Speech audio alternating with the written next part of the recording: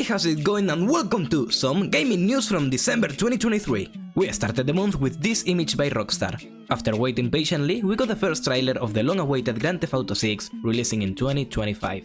All three games of the Arkham trilogy are out now for purchase on the Nintendo Switch, as well as having access to the suit used in the Batman movie played by Robert Pattinson. Also, I know it's not the time, but I think Robert Pattinson is such a good actor who got a bad reputation by the Twilight series and deserves way better. Sony patented a new controller to help gamers who get stuck at certain parts of their games. The way it works is by lighting up certain buttons on the controller, the joystick, or even the touchpad, which will have to be changed for it to work properly. Another weird patent by Sony. We got the first trailer of the upcoming Fallout series releasing the 12th of April. Fortnite updated once again, bringing us to Chapter 5. The new updates brings Peter Griffin and Snake. I'm not going to say which one so I don't mess it up. No, that is not Solid Snake. Stop impersonating him. With the update, we got 3 new game modes completely for free. LEGO Fortnite turns your skin into a miniature LEGO version and drops you on a world where you can build whatever you want, explore different biomes, and fight monsters. Rocket Racing is the game mode where some of your Rocket League cars can be used to drive at incredible speeds, and lastly, Fortnite Festival is where you and your squad teams up to play bangers with gameplay similar to the one from Rock Band. We got the trailer of the Sorcerer Quan Chi, the second DLC fighter of Mortal Kombat 1, and I mean, he looks cool, but the important thing is that we got to look at John Cena's Peacemaker at the end, as well as the confirmation that it will look and sound like the actor. The Last of Us 2 remaster for PlayStation 5 showed gameplay of its newest game mode called No Return, a roguelike mode where you can play as Ellie or other characters from the story such as Abby or Joel, each one with their unique abilities and weapons. The game releases the 19th of January.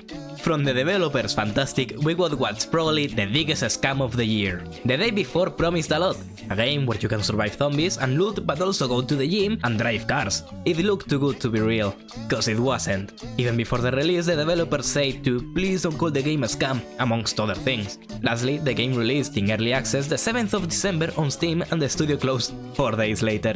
The game was a mess, bugs were everywhere and people demanded a refund to Steam, which, even if they played more than the 2 hours, Steam gave them back their money. Now the game has been unlisted from Steam, and it will go down on history as probably the worst game of 2023. The game released the day before and closed the day after.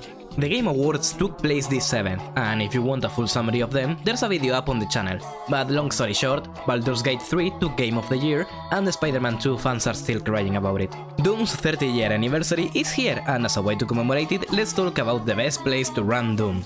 That being, Doom itself, as YouTuber KGSWS showed. I have no idea what any of that means, but it's a fun little thing you can do. Back in 2020, Fortnite got taken out of both Apple's and Google App Store due to Epic implementing a method to avoid the fees from both stores. They took it to court against them both, under an accusation of anti-competitive behavior and market monopolization. Epic lost the case against Apple after 9 of the 10 trials were on Apple's favor. However, this was not the case against Google, after the jury dictated that Google indeed was being anti-competitive and had monopoly power over the Android app distribution market. Now, the court will start working on remedies to fix this starting in January. December 12th was a sad day. E3, the original event where tons of developers and companies came to show their newest games, put this message on their official Twitter page. E3 was cancelled year after year, but we all had hope it would come back any day. But now, it looks like it will never happen. Thanks for the memories. The hit game Lethal Company had an update which added an arachnophobia mode, changing the spiders in the game. Now, instead of a big ugly spider, what you will see is some red text saying Spider. Netflix members can now play Grand Theft Auto the trilogy on their phones, and surprisingly it runs better than on console or PC. Kojima Productions has partnered with A24 to bring a project set in the Death Stranding universe to the big screen. As of when we will know more about this partnership, well, only time can tell. Naughty Dog published the news that the Last of Us online game has ceased development. The reason behind this is that they had 2 options: to keep supporting the game for years to come, making it a live service game, or to focus on single-player games, ultimately choosing the later one. Some gamers seem devastated as they've been waiting for an online game set in the Last of Us universe for a long time, and it's understandable, but the decision taken by the studio seems to be the most appropriate.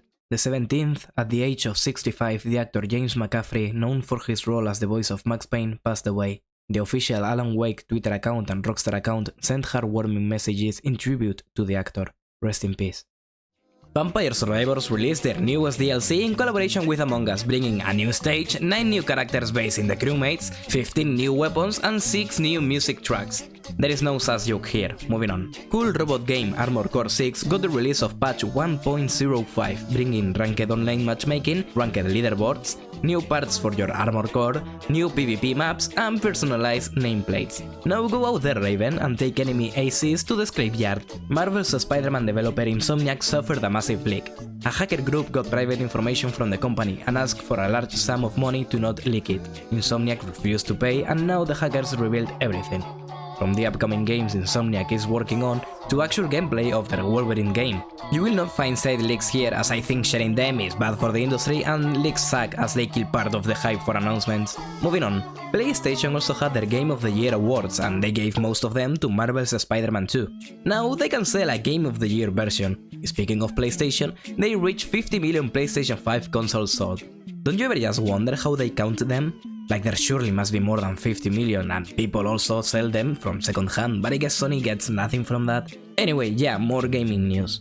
A study in Germany came to the conclusion that playing Super Mario Odyssey reduces depression symptoms. Frontiers in Psychiatry were the ones conducting said experiment by grabbing 46 clinically depressed individuals and separating them in 3 groups. A group of 14 were the ones who played Super Mario Odyssey, a group of 16 were trained with a computer program called CogPack, and a group of 16 who received a standard clinical treatment. When the time of 6 weeks came to an end, those who were in the group playing Super Mario Odyssey showed a significant decrease in their symptoms.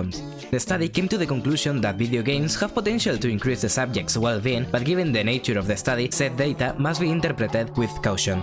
Grand Theft Auto 5 had its source code leaked. Rockstar is working to find the ones who did it, but also recommend gamers to not play GTA Online as their private information is at risk. The source code contained information about cancelled campaign DLCs in favor of the online mode, as well as information about GTA 6 and a Bully 2 game. Continuing with GTA news, the hacker Lapsus has been sentenced to life inside a hospital prison due to the leaks of GTA 6, as well as being considered a risk for the public because he said he still wants to commit cybercrimes. And that will be some of the news. Goodbye.